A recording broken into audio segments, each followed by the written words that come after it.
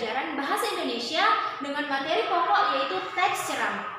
Yang pertama, kita akan membahas mengenai apa itu sebenarnya teks ceramah. Nah, di sini dikatakan atau di sini dipaparkan bahwa teks ceramah berisi mengenai informasi, pengetahuan, dan isu. Nah, apa yang dimaksud dengan informasi di sini? Yang dimaksudkan dengan informasi di sini adalah segala bentuk informasi yang sifatnya adalah umum, seperti informasi mengenai gaya hidup, mengenai remaja, dan lain sebagainya. Dan yang kedua dikatakan pengetahuan. Nah, yang dimaksudkan dengan pengetahuan di sini adalah segala bentuk ilmu pengetahuan yang juga bersifat umum, seperti mengenai pendidikan, kebudayaan, dan lain sebagainya. Dan yang terakhir adalah mengenai isu. Apa sebenarnya isu ini? Isu adalah berita-berita atau masalah-masalah yang belum jelas tentang kebenarannya. Nah, isu ini juga bisa disampaikan dalam teks ceramah. Maka, ketiga hal inilah yang ada di dalam teks ceramah, dan ketiga hal inilah yang akan disampaikan oleh penceramah atau para pakar ceramah dalam ceramahnya. Sehingga para pendengar atau audiens dapat mengetahui segala bentuk informasi umum, pengetahuan, dan isu atau masalah-masalah yang disampaikan oleh penceramah kepada pendengarnya. Baik, setelah kita mempelajari pengertian dari teks ceramah, kita akan mempelajari mengenai apa sih sebenarnya perbedaan antara teks ceramah, pidato, dan teks khotbah. Nah, sebelumnya kita telah mengetahui bahwa teks ceramah adalah teks yang berisi mengenai informasi umum, ilmu pengetahuan yang juga bersifat umum, dan yang terakhir adalah isu atau masalah-masalah yang belum jelas kebenarannya. Nah, ketiga hal inilah yang tercakup di dalam teks ceramah ini. Jadi ingat bahwa teks ceramah adalah teks yang bersifat umum, yang berisi informasi, ilmu pengetahuan, dan masalah-masalah atau isu-isu yang masih hot seperti itu. Ingat ya, informasi, pengetahuan, dan isu. Selanjutnya adalah teks pidato. Kita bisa melihat di sini bahwa teks pidato itu berisi tentang motivasi, bersifat persuasif, dan mengubah persepsi. Apa sih sebenarnya yang dimaksud dengan bersifat persuasif ini? Apa sih itu makna dari persuasif? Nah, persuasif artinya mengajak. Artinya, mengajak para pendengar atau mengajak para audiens untuk ikut melaksanakan tentang apa yang dikatakan oleh seseorang yang sedang berpidato di depan. Kemudian, setelah mereka terajak dengan apa yang disampaikan oleh seorang yang sedang berpidato, maka persepsi mereka akan berubah. Apa sih sebenarnya persepsi? Persepsi itu adalah pola pikir atau cara pandang pendengar mengenai apa yang dibahas tentang seseorang yang sedang berpidato. Sehingga yang dua ini akan saling berhubungan, karena ketika seorang berpidato mengajak para pendengar untuk ikut melakukan apa yang disampaikan, maka pendengar akan terubah persepsinya atau cara berpikirnya. Dan kemudian yang ketiga, teks pidato ini juga berisi tentang motivasi. Tidak jarang teks pidato ini berisi tentang ajakan-ajakan, dorongan-dorongan untuk melakukan sesuatu hal atau sesuatu kegiatan yang positif seperti itu. Jadi ingat, teks pidato adalah teks yang bersifat persuasif atau mengajak, mengubah persepsi atau pola pandang dan pola pikir pendengar, dan yang terakhir isinya memotivasi. Dan yang terakhir adalah teks khotbah. Kalian pasti mengerti atau bahkan langsung memiliki mindset bahwa khotbah ini merupakan teks yang isinya mengenai keagamaan, religius, atau lain sebagainya.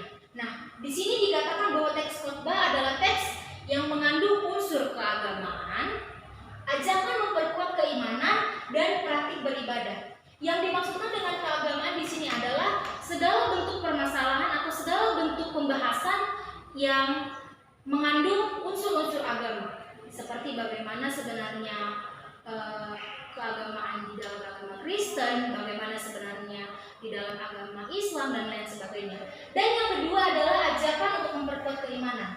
Namanya juga sudah mengandung unsur agama, pasti di dalamnya terdapat ajakan yang tujuannya untuk memperkuat keimanan para pendengar. Dan yang ketiga adalah mengajarkan tentang bagaimana praktik beribadah yang baik dan benar.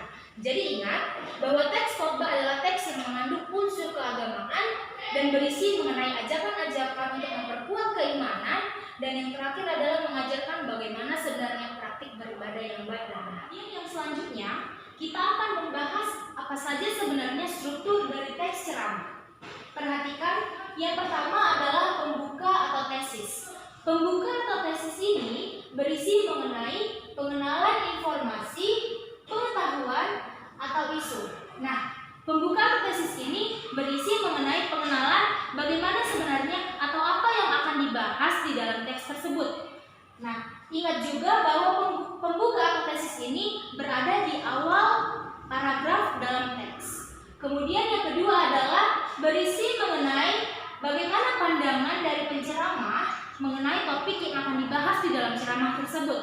Sehingga penceramah juga berhak untuk memberikan bagaimana pandangannya mengenai topik yang akan dibahas. Kemudian yang kedua adalah isi atau rangkaian argumen. Kita dapat memaknai bahwa isi atau rangkaian argumen ini adalah kumpulan dari argumen-argumen. Tapi sebelumnya kalian harus mengetahui apa sebenarnya argumen ini. Argumen adalah pendapat atau penyampaian dari pendapat penulis terhadap teks yang ditulisnya. Sehingga isi dari rangkaian argumen ini adalah kumpulan dari argumen penceramah di dalam teks tersebut. Nah, jadi penceramah berhak menyampaikan argumennya di dalam teks yang akan diceramahkannya. Dan yang kedua adalah kumpulan fakta dan data untuk memperkuat argumennya. Tapi penceramah juga harus mengumpulkan berbagai fakta dan data untuk memperkuat argumen-argumen yang telah disampaikan di awal tadi. Sehingga kedua ini akan saling berkaitan. Karena apa?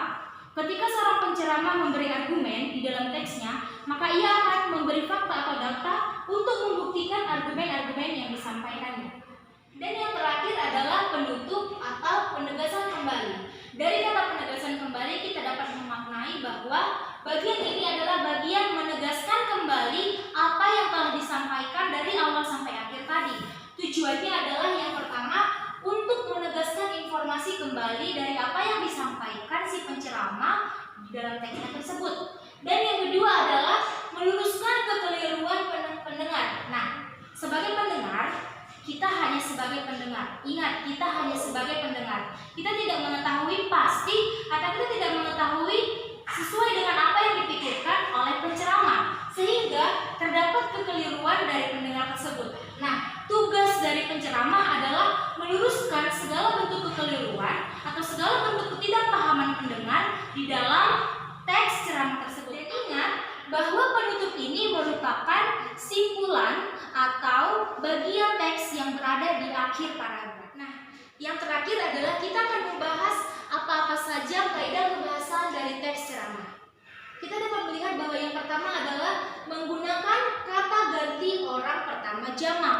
Contohnya, saya, aku, beta, dan lain sebagainya. Contoh di dalam kalimat seperti ini. Para hadirin yang saya hormati, seperti itu. Itu merupakan contoh dari kata ganti orang pertama. Dan yang kedua adalah menggunakan kata ganti orang kedua jamak, seperti hadirin, saudara, dan lain sebagainya. Seperti yang sudah Miss katakan tadi, ada terdapat kata para hadirin. Tujuannya apa? Karena teks ceramah ini adalah teks yang didengarkan oleh orang banyak, sehingga kita harus menggunakan kata ganti orang kedua jamak di dalamnya. Kemudian yang ketiga adalah banyak menggunakan kata-kata teknis. Contohnya, pada saat kita membahas mengenai puisi, maka kita akan menggunakan kata-kata prosa, bahasa, kiasan, atau lain sebagainya. Dan yang keempat adalah menggunakan hubungan sebab akibat. Dan yang kelima, menggunakan kata kerja persuasif. Nah, tadi Miss sudah menyampaikan bahwa ceramah merupakan teks yang berisi tentang informasi, pengetahuan, dan isu. Mengapa dikatakan menggunakan kata kerja persuasif? Karena dari pengetahuan yang disampaikan di dalam teks ceramah tersebut, penceramah mengajak para pendengar untuk ikut mengetahui segala bentuk informasi atau pengetahuan yang berada di dalam teks ceramah tersebut. Untuk hari ini, kita sudahi dulu pembelajaran sampai sini dulu ya anak-anak. semoga kalian tetap dalam keadaan sehat dan jangan lupa kerjakan tugasnya di rumah. Selamat pagi.